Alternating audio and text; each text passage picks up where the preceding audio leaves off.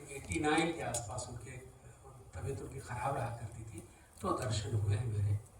और जब उनका महाप्रयाण हुआ उस समय भी मैं लखनऊ में था, तो संघर्षशील रंगकर्मी था, तो इसलिए कोई बहुत ज़्यादा परिचय बहुत लोग नहीं जानते थे। तो उस दौरान और शरद जी से मेरा काफ़ी परिचय रहा है, और इसलिए संगीत नाटक अकादमी की लाइब्रेरी में जाता था अक्सर, और वहाँ काफ़ी पढ़ता रहता था उनके से कुछ खंजर नयन, मानस का हंस और नाचो बहुत गोपाल, ये तीनों उपन्यास बहुत अच्छे से मैंने पढ़े समझे। कुछ चीज़ें जो मुझे समझ में आती हैं, मैं जो समझता हूँ कि कोई भी एक जो लाइन अक्सर कही जाती है कि कला या साहित्य समाज का आईना होता है, उसको मैं कहीं खंडित करते हुए या उसमें आगे जोड़ते हुए मैं कहता हूँ कि जो आईना है ना, वो एक वस्तु है, लेकिन साहित्य वस्तु नहीं है। साहित्य जीवित है, आईना जीवित नहीं है। साहित्य में और कला में हमेशा एक दिशा निर्देश भी होता है। आईना जस का तस दिखाता है, लेकिन साहित्य जस का तस नहीं दिखाता, वो दिशा भी देता है, दृष्टि भी देता है। तो वो जो घिसी पिटी लाइन है ना, कि फट से उठा के आदमी रख देता है, साहित्य समाज का आईना होता है। आगे भी बढ़ो, किसी ने कभी कहा होगा, कुछ बात लगी होगी, तो कला को लेके हमेशा ये बात होनी चाहिए। तो ये जो आप लोगों ने बनाई और इसका जो टेक अवे है, वो मैं चाहता हूँ कि आप बताएं इसका टेक अवे क्या है। देखिए, आपने एक बीच में सुना होगा कि नागर जी का एक अपना ही वाद था, मानवतावाद। और ये मुझे लगता है हर परिस्थिति में अगर हम किसी लेखक को जब भी पढ़ते हैं, तो पहला टेक अवे तो जिस दृष्टि से वो लेखक लिख रहा है अपनी समाज को, वो परिस्थितियां, वो समय, उस समय की उधर पुधर। और एक बात नागर जी बहुत अच्छी कहते थे कि इतिहास जब भी हम पढ़ते हैं तो उसमें दिन, नाम और तारीखों के अलावा सब कुछ झूठ होता है। इतिहास हमेशा लिखवाया जाता है, लेकिन साहित्य में दिन, तारीखों और नामों के अलावा सब सच होता है। तो मुझे लगता है जब भी हम इसी डॉक्यूमेंट्री की बात करते हैं कि जब आप इसमें आपने देखा, तो आप एक तो मुझे लगता है नागर जी का मानवतावाद, जो हर परिस्थिति में हम सबके साथ हम बेहतर मनुष्य कैसे बनते हैं। यदि नागर जी केवल मनुष्य होते और केवल लेखक ही रहते, मनुष्य अच्छे ना होते, तो शायद ये वृत्त चित्र आज हम सब ना देख रहे होते। तो कुछ भी होने से पहले एक बेहतर इंसान कैसे बना जाए, वो मुझे लगता है अरुण जी सबसे बड़ा टेक अवे है। और दूसरा टेक अवे है कि हम जिस देश में रहते हैं, उसके देश, काल और परिस्थितियों को यदि हम अपनी जड़ों को नहीं समझेंगे, कहाँ से होकर आए हैं, तो आज हम क्या हैं उसका कोई महत्व नहीं रहेगा। उपलब्धि वही है जो हमने विषम परिस्थितियों से निकल कर पाई है। तो मुझे लगता है ये दो बहुत बड़े टेक हैं जो आप लोग शायद इसको लेकर जाएंगे। और तीसरी एक बात और कहूंगी, नागर जी एक और बात कहते थे कि नाम कभी भी बड़ा नहीं होता। कुछ भी नाम हमारा रख दिया गया हो, उसका कोई महत्व नहीं है। हमारा काम हमारे नाम को महत्व देता है, उसे सार्थक करता है, जो नागर जी ने किया। तो जो काम हम कर रहे हैं उसे इतनी लगन और मेहनत से और प्यार से करें कि वो हमारी पहचान बन जाए, जैसे कि नागर जी का नाम बना। तो मुझे लगता है ये टेक अवे आप सबके साथ आज जाने वाले हैं। जी बिल्कुल ठीक बात है। और लखनऊ और बनारस ये ऐसे दो कल्चरल शहर हैं जिसके बारे में ही जो मुंबई में आ जाने के बाद भी कहा जाता कि मुंबई की अपनी कशिश है, लेकिन फिर भी वहाँ का जो शायर है वो कहता है कि जाने क्या बात है तेरी शविस्ता में, जो हम शाम अवध सुबह बनारस छोड़ आए हैं। यानी कि शाम अवध की जो क्या शाम रही होगी, और जो मतलब ठंडाई की वो शाम चौक की, तो अद्भुत जो है वो मतलब सोच सकते हैं, है ना, वो खुशबू, है ना, और वो शायरी लखनऊ की और बनारस की सुबह। तो सभी जानते ही हैं।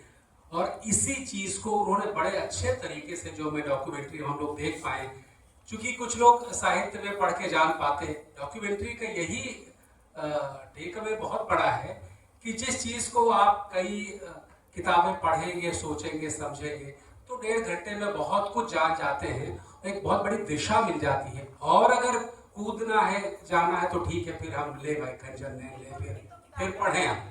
लेकिन इतना कुछ मिल जाता है कि जो लखनऊ देख पाए, समग्रता में दिखाने की कोशिश की, उसके लिए आपका बहुत बहुत शुक्रिया। राजेश जी, आपसे मैं जानना चाहूँगा कि नागर जी पर डॉक्यूमेंट्री बनाते समय वो कौन सी बात है जो आपके लिए टेक अवे है नागर जी से?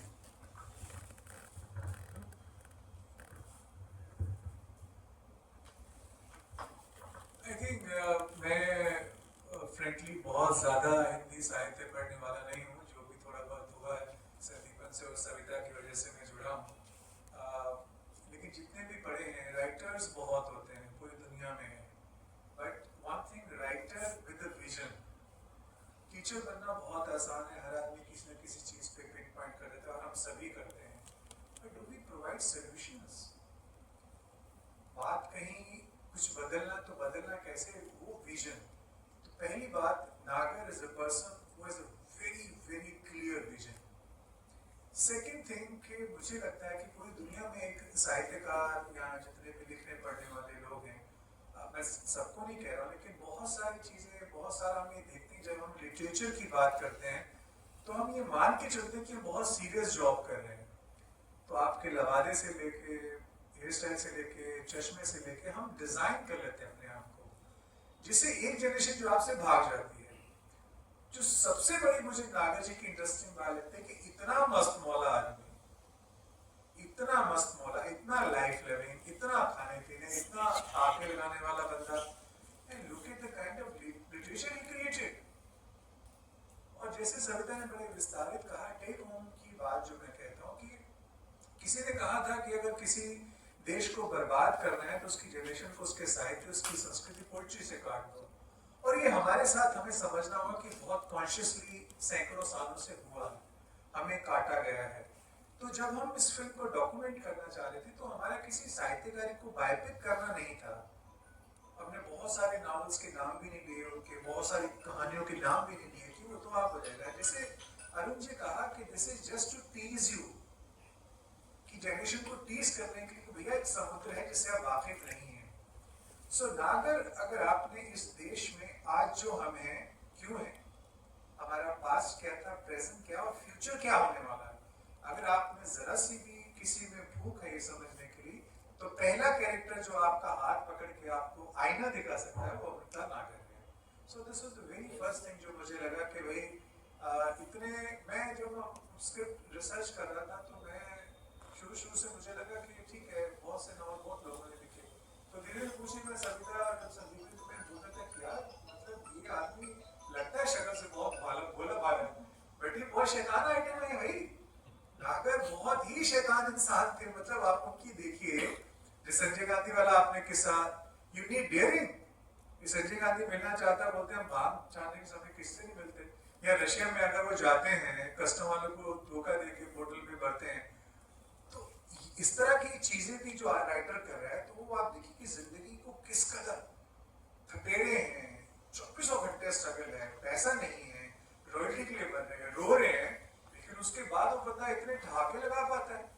तो मैं बोलता था कि 6 बजे याद आता है कि सदी में तेरे होठों पे तबस्सुम की लकीर, हंसने वाले तेरा पत्थर का कलेजा होगा। सो अपने में जो विजय पाई इस कैरेक्टर ने, मुझे लगता है वो जीत जो है, मुझे लगता था कि जैसे आप देखिए बहुत से नावल के मेटाफर जो इस्तेमाल करते, नाचे बहुत गोपाल, बूंद और समुद्र, तो मुझे पहले लगता था, मैं सोचता होता कि यार ये जिस बंदे ने, मेरी पहली चीजें थी, अगर टाइटल आपका वो है तो आपको डेप्थ समझ में आ जाती है। अब मैं फिल्म का नाम लेने से, पुरानी फिल्म है, अगर आप पहले कहते हैं खून भरी मां, उसमें कोई किसी को मार रहा है, किसी की क्या खून है, तो मुझे लगता है देखने की जरूरत, आपने पोस्टर में सब कुछ बयान कर दिया।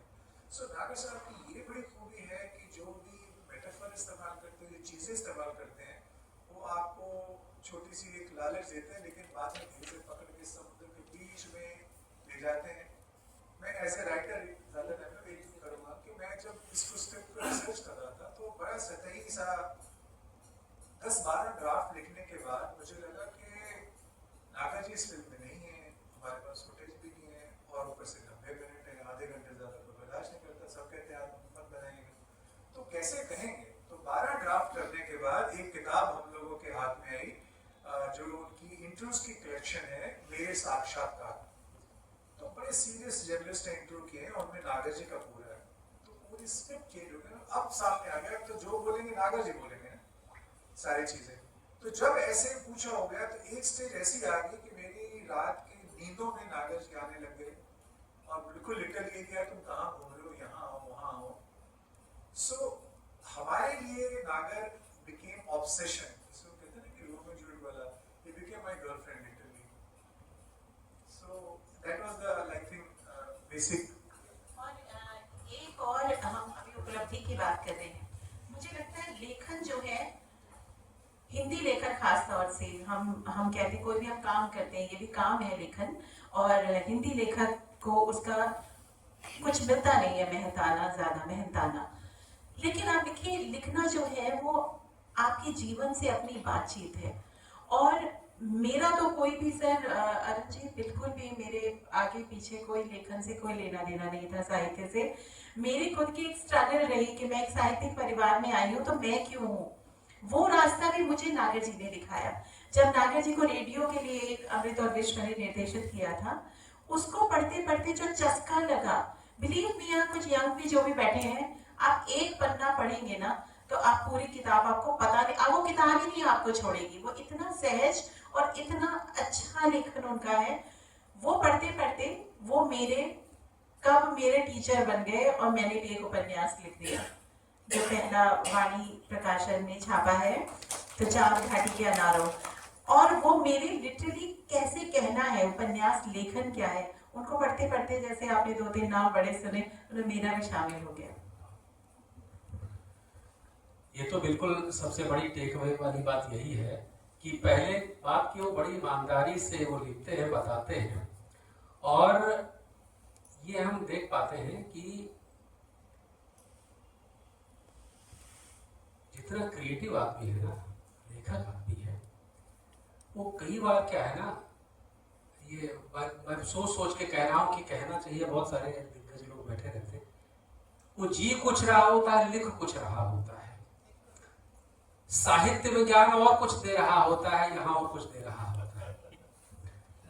नागर जी की कहानी का टेक अवे साथ राइटर्स के लिए यही है ना, कि उनका जो बैलेंस है जिंदगी के प्रति, साहित्य के प्रति, जिंदगी और अपने रिश्तों के प्रति, उनकी दोनों के प्रति उसी ईमानदारी से, उसी सहजता से, उसी आनंद के साथ जीना और निभाना, अपने शहर के साथ, अपने साहित्य, अपने परिवार सबके साथ, जो इसमें हम देख पाए।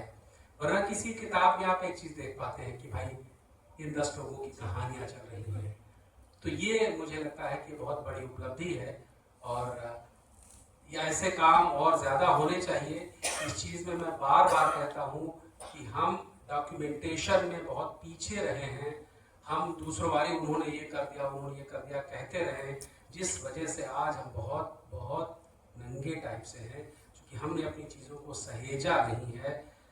तो आप साधुवाद के पात्र हैं कि आपने ऐसी चीज़ें बनाई, और हमारा प्रयास है कि और सी चीज़ें बनती रहें। ये समय और मैं नागर जी की बस एक विशेषता और कहूंगी कि उन्हें अलग करती है अपने समकालीन लेखकों से। जितना विविध विषयों पर नागर जी ने लिखा है, शायद आप उनके समकालीन देखेंगे। एक तरफ वो कोठे वालियों पर सब्जेक्ट उठाते हैं, तो एक तरफ गदर के फूल, कहीं वो नैमिषारण्य लिख रहे हैं तो कभी मानस का हंस। एक भी विषय एक दूसरे के समकक्ष नहीं है। एक जो बड़ी इम्पोर्टेंट बात है वो ये है कि अगेन राइटर्स बहुत होते हैं, लेकिन दिस लेवल ऑफ कॉन्शियसनेस, जब आपको ये मालूम है कि आप सिर्फ एंटरटेनमेंट के लिए नहीं लिख रहे हैं, you are going to create a history which is for the generations to come, वो बहुत राइटर में ये कॉन्शियसनेस नहीं होती है। आई एम सॉरी टू से। नागर जी को ये मालूम था कि भूख है, पेट है, कुछ नहीं, दिस इज टेम्परेरी वर्ल्ड, सबको वो निकलना है. What I am doing is, इसलिए वो देखिए कि इतने स्मार्ट राइटर हैं कि वो किस तरह की कंट्रोवर्सी में नहीं फंसना चाहते. तो नाचो बहुत गोपाल में बहुत पंगे हो सकते थे, बट वो बड़े बच के निकलते. उनको मालूम है कि मुझे शाश्वत रहना है, मुझे मेरे मरने के बाद वो इतना उनको लालच नहीं है कि उनके जीते जी उनको वो माया जो आज में बात कर रहे नहीं मिल रहे.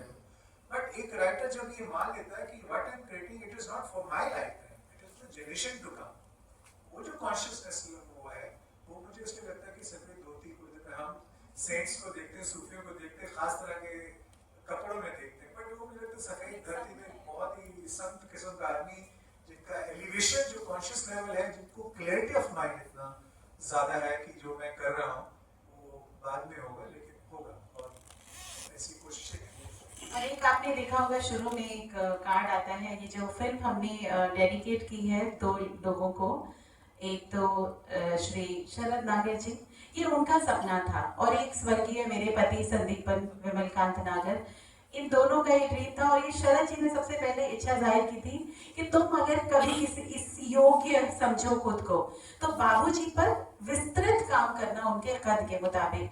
And I am thankful to Rajesh Amrohi. Technically अगर ये साथ ना होते ये फिल्म नहीं बनता. जी,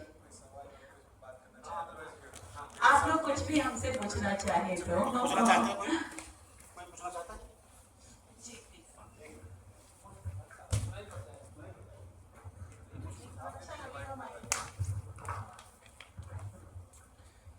थैंक्स टू लॉर्ड. सल्यूट है कि हमारी इस धरोहर को उजागर होते हुए देखना, और ऐसे आपने भी जो विश्व आशावाद का ये जगह है कि और होना चाहिए. सर जी, कठिनाइयाँ तो बहुत है, लेकिन ऐसा ब्रेकिंग पॉइंट आ जाता है कि अरे यार, मतलब बोलना नहीं चाहिए, लेकिन ये क्या है, ये आगे नहीं जा रहा है. तो कैसे आपने ओवरकम किया, क्योंकि आप जी रहे थे, गर्लफ्रेंड बन गई थी, तो गर्लफ्रेंड का तो हंसना मुस्कुराना हमारे साथ ही चलता है, रोना भी चलता है. तो ऐसे आप कैसे एज ए डायरेक्टर, हमें जानना है आप की टीम कैसे उभरी उससे, उस प्रसंग से, वो जाना. सबसे बड़ी दिक्कत किसी भी फिल्म मेकर की होती है, स्पेशली डॉक्यूमेंट्री फिल्म मेकर, तो होती है धन. सो जब हमने शुरू किया था, हमने खुद के पैसे से शुरू किया था, हमारे पास पैसे नहीं थे, थोड़े बहुत कहीं से कमाते थे, तो कोई मिल जाता था पकड़ के इंटरव्यू कर लेते थे. पहला अष्टा जी का आशीर्वाद रहा, उनके साथ बड़ा लेन देन हमने इंटरव्यू किया. फिर जब जैसे से डीप करते गए तो फिल्म का जब कैनवास बड़ा हुआ तो फिर डर लगने लग गया कि भैया ये तो बहुत पैसे चाहिए. आपने देखा कितनी रिक्रिएशन है, तो यार ये सिंपल फिल्म नहीं है, यू नीड मनी. तो 2-3 साल हम भटकते रहे यहाँ. Thanks to IGNC, Indira Gandhi National Centre for the Art, उनके जो मेंबर सेक्रेटरी हैं सचिदानंद जोशी जी, वो हमारे रेस्क्यू के लिए आए, थोड़ी बहुत हमें जो भी फंडिंग दी, तो हम ये फिल्म को कर पाए. सो फाइनेंशियल पहला कॉन्स्ट्रेंट था. दूसरा ये था कि जो सबसे बड़ा एज डायरेक्टर हम लोगों को था कि यार एक आदमी की 70 साल की जर्नी है, और अगर साहित्य एक चीज है, जिंदगी भी उतनी इंटरेस्टिंग है, तो कैसे जस्टिफाई करेंगे, किस तरह से उसको पिरो पाएंगे कहानी को, ये एक बड़ा चैलेंज था. और उससे सबसे बड़ी बात होती थी कि यहाँ चलन आधे घंटे 40 मिनट की डॉक्यूमेंट्री का साहित्य पे, तो 99% लोग कहते हैं कि नहीं, आधे घंटे से ज्यादा मत बनाओ, कोई नहीं देखता. हमें कहता आधे घंटे में कहेंगे क्या, नागर जी के बारे में क्या बोलेंगे आधे घंटे में. So we took it as challenge, और हमने कहा कि नहीं, बनाएंगे तो 90 मिनट की, बोरिंग होगा तो फिर डंप कर देंगे, नहीं दिखाएंगे किसी को. बट थैंक गॉड जब हमने भेजा एफी में, इंडियन पैनोरमा में, हमें जूरी से लेके इवन फॉरेनर्स भी थे, सबने कहा कि नहीं, वो है थोड़ी लंबी है, डेफिनेटली है, वो हम सब जानते हैं, but this is how it is. Sir time कितना लगा शुरू से? बिल्कुल 3.5 ईयर टोटल हमें इसमें फिल्म में. जो हमारे पास एक तो तस्वीरें भी थी, वो इतनी डिस्टॉर्टेड थी, उस समय कोई ऐसा चैलेंज भी नहीं था, कुछ नहीं था, तो चीजें डॉक्यूमेंट नहीं होती थी.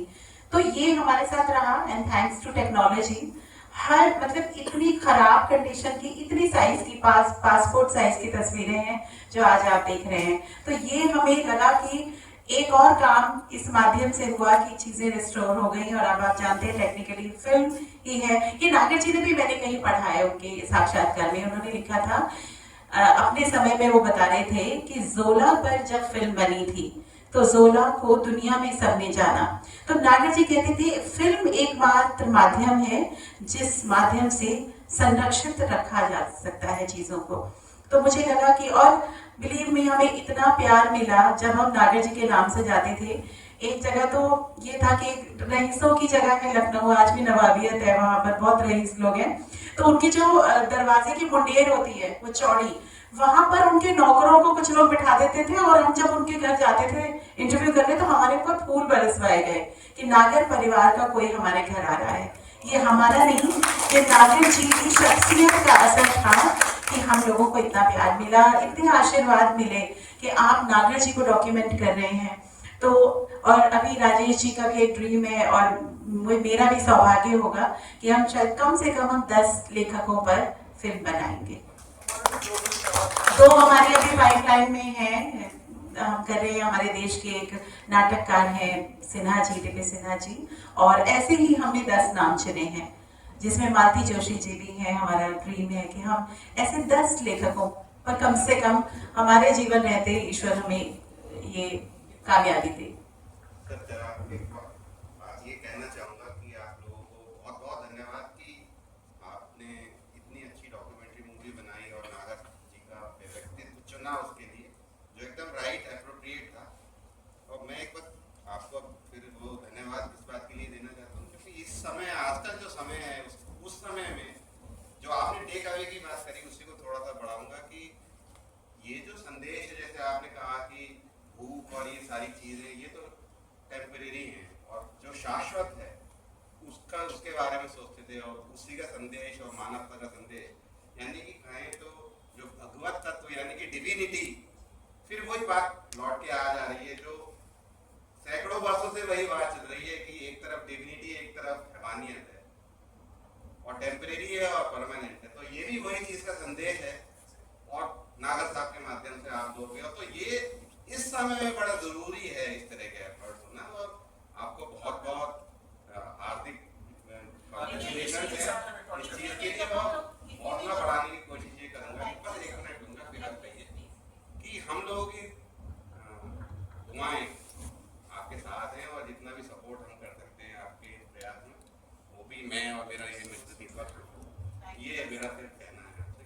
और एक मेरे ख्याल से जो 2 लाइन है ना, जिंदगी लैला है उसे मजनू की तरह प्यार करो, ये सबसे बड़ा हम सबसे ऐसा जो फिल्म में नहीं रख पाए थे, नागर को एक मानवतावादी कैटेगराइज किया जाता है, हालांकि करना नहीं चाहिए, जो लिखता है वो सब एवरीथिंग इज मानवतावादी कहीं ना कहीं, बट नागर की जो ह्यूमनिस्टिक ट्रांसफॉर्मेशन है बड़ी कमाल की कहानी है। बॉम्बे में जब अपने पीक पे थे करियर पे, सफेद धोती घोड़ा चिट्टा लाल पंडित के साथ, और रोज शाम को आजिली की दरगाह पे जाते थे, कुछ सूफी थे उनके साथ वो वक्त बिताते, तो कहीं इंक्लिशन था वही। तो वहाँ पे एक सूफी थे जो जगह जगह से जो मेंटली थोड़े अस्वस्थ लोग होते थे उनको रखी उनकी सेवा करते। तो नागर जी को पहले 3 दिनों में झाड़ू पोछा करने लगा दिया, तो उन्होंने बोला कि हो गया, हाँ जी हो गया जी, कहाँ देखो वहाँ तिनका पड़ा हुआ है, ढंग से साफ नहीं करो। और धीरे धीरे नागर जी कहते हैं कि वो ब्राह्मण लाल चिट्टा पूरा बंदा को 1 महीने के बाद उनकी सुसु पॉटी साफ करने का लगा दिया। तो नागर जी ने किया, और तब वो कहते हैं कि साली की मार मार के ठोक रही है, ब्राह्मण संस्कार में होती है, तो ये बेटी वहाँ जाती है। जी जी ये जो चीजें हैं यस, चलिए हम इसको समाप्त करेंगे इसके